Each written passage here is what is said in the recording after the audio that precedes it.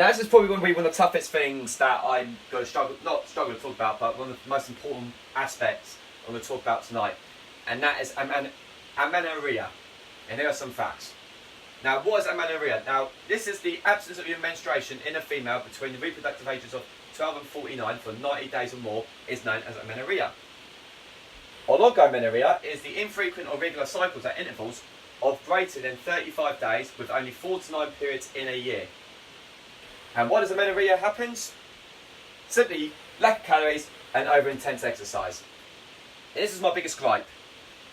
Now, this is no dig at anybody who does this. This is no dig or have a go at the people who do this, but this is just my biggest gripe. Bikini and swim short competitions, physique competitions, essentially. You know, I've spoken to some blokes in the past that when they've done shows and stuff like that, that they've actually struggled to get an erection. I know it's a strong word to use out of it, but some men have struggled to get an erection when doing a show because their calories have been so low and they've restricted themselves too much. And again, I'm not about that life. I don't think it's important to neglect your sex life or neglect your happiness or neglect your life just to stand on show for 3 or 4 minutes and pose like that. I don't believe in that. I don't believe in that. And I think the same with women. There's no point. Again, it's entirely up to you. It's entirely up to a lot of women. And again, it's no big dig and out of it. It's just my opinion. Because I know I've got a lot of good friends who are doing competitions and stuff like that. Or I've done competitions. But again, I'm just not a big believer in it. But that's just my opinion. In my opinion. Agree with it or not, your choice. But with especially young women anyways, that they're willing to risk their opportunity of getting pregnant, just stand and show in a bikini for 4 or 5 minutes to win probably a Popsy 600 quid and some supplements. I don't think that's important, to be honest. I think what's important is to be educated about amenorrhea and not to lose your menstrual cycling just because you want to have your next Instagram picture. I think that's completely pointless. I don't think it's particularly healthy. But if it's up your street, fair enough. I'm not a big advocate, believer in it. And that's why I feel, you know, a lot of women need to be educated on this about amenorrhea and actually educate on these physique bikini shows. Because, yeah, some women may suffer from, some women may go, oh no, I kept my period afterwards. I'm like, well, fair enough then. Fair play to you.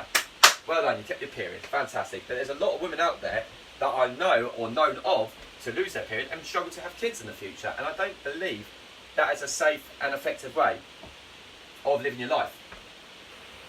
But again, I've always said that if you do suffer with amenorrhea, always remember to seek medical advice on this. But, like I say, I like to use this analogy with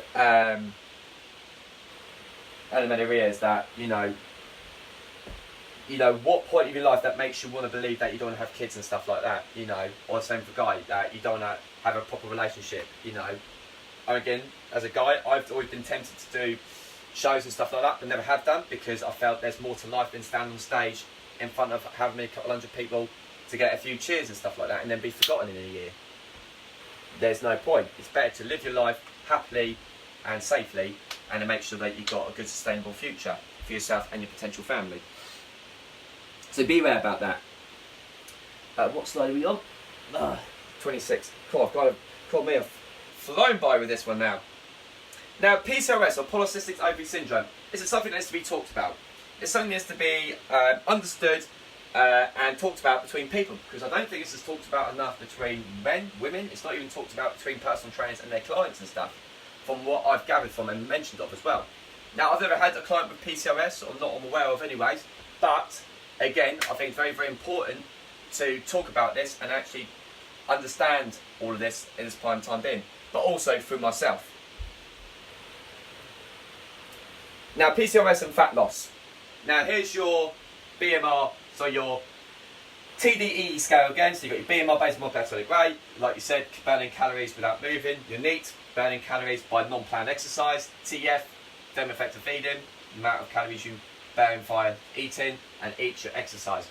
Now, remember, when your TDEE shrinks, and I should have said this earlier, but I forgot, but when you lose weight, your TDEE shrinks as you go down.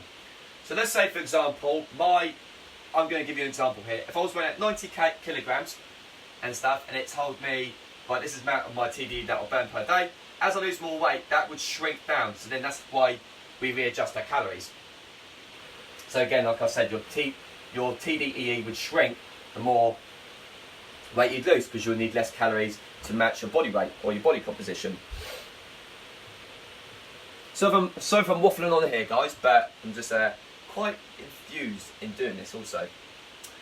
But PCOS can be shown in reduction of between 14 and 40%, reduction in BMR from 14 to 40%. 40% is a lot. That's, I think, about 1 in 5 or something like that. Or something like that. It's a lot.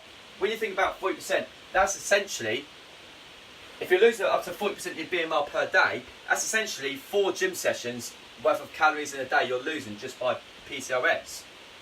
Or it can reduce the amount of calories you burn by doing nothing, by just doing that. So, I mean, let me explain a bit better. So, if I was looking at my BMR here, a female, if she has PCOS, her BMR would shrink down by 40%. So that's essentially 4 gym sessions, essentially, which is a lot when we come down into think of it. Now, polycystic ovary syndrome affects around between 6 to 21% of women. Again, like I say, that's 1 in 5 women. Now, most women, when they have PCOS, are going to need to be on a 1,000-calorie diet. I've been probably a bit caught out with this in the past when I've looked at a female's clients, a female's calories from a previous PT of what she's had given, that I said, oh God, that's way too low, you can't have that out of it, and stuff like that. But actually, those who have PCOS might need to lose weight by having 1,000 calories or under. Not completely under, but they need to be under that because their TDEE is so small. So they need to be losing weight on potentially 1,000 calories. The 3 symptoms of having polycystic ovary syndrome is hyperandrogenism, which is an increase in male hormones, including testosterone. Basically, it talks about all androgens and stuff like that. You can Google that if you want, but it's or go through that with you if you want to talk about it in more detail. Another symptom, you can have 2 of the 3 symptoms. I forgot to say, sorry. So polycystic ovaries, so having a physical cyst in your ovaries, but also having irregular or discontinuation of the menstrual cycle, which is known as amenorrhea or oligomenorrhea. So that gives you a bit of an idea of what to expect. Now, having 2 or any of these symptoms could mean any of the following. It could be an increase of risk of type 2 diabetes, it can be an increase of insulin resistance, increased risk of cardiovascular diseases, but also infertility and pregnancy complications. And this is where, like, when I talk about polycystic ovary syndrome and stuff, is I like to use like the physio or the doctor analogy, where if someone's got an injury or something like that, they go and see a physio first, right? But if that physio is rather crap or is a very good one, is very busy, they would go and see a personal trainer, wouldn't they? Or from what I've experienced, anyways, is that if someone's had a physio who's not very that good, or a doctor who's that giving them bad advice and stuff like that, they tend to usually come to a personal trainer. And this is where, like, I think it's very important for me as a personal trainer and other personal trainers out there to kind of understand the best I can. Like, I'm no expert, as I said, still, but I'm still learning as I go along. Like, I've tried to do all this fancy slideshow work and talk nearly 45 minutes worth of work on it for you guys tonight and stuff. So, but in regards to a diet, you know, when it comes to PCOS, when we have an idea, a low GI diet. Now, if you don't know what low GI stands for, it means glycemic index, which means that the amount is the total amount of sugar your body reacts to it when you're eating certain fruits. If you type in low GI diet, you basically got loads of different foods that are between like 1 in 50 and 50 and so forth. You've got different scales out of it. But a low GI diet will help increase insulin sensitivity, which is the opposite of insulin resistance. So insulin sensitivity is good. The main way, or the best way, to help PCOS is essentially total body fat loss, though. So to basically be in a caloric deficit and to exercise and resistance train. Because no matter what symptoms or no matter what we have, whether it's type 2 diabetes or cardiovascular disease or anything like that, to counteract it, we should all, myself as a personal trainer or any doctor, should prescribe exercise as the be-all end-all, and then obviously losing weight to help out with that. Here are some key facts about PCOS that I've just found, but I've just written down and writing down for you.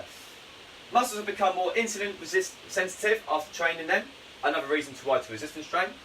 A lot of people hypothesize that carbs equals insulin equals don't have carbs. So basically, people saying that you can't have if you're insulin, you know, sensitive, but also if you're insulin resistant and stuff like that, you can't have carbs in your diet. That's not the case. You know, maybe a slight in carbs is needed to create. Maybe a slight reduction in carbs is needed, but to create necessary caloric deficit. But all in all, tighter fat loss is the key driver. Mixed with resistance training to improve overall insulin sensitivity. Stress management is not only important before implement a caloric restriction, but needs extra attention when going head on head with any complicated syndrome, such as PCOS. Also, supplementing vitamin D and inositol has been proven by studies to help. Now, there's a gentleman named Martin McDonald who has been very, very big advocate on that.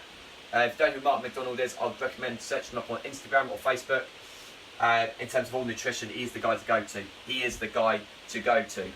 He's a bald geezer with a little bit of a beard, if you've never seen him before, but he's the guy to go to for all nutrition bits and all fats. But we must be pragmatic when we comes to our periods. I'm saying our periods as in me, but I've never had a period. But we must be pragmatic when it comes to your periods. Now, what does pragmatic mean? This means dealing with things sensibly and realistically in a way that is based on practical rather than theoretical considerations.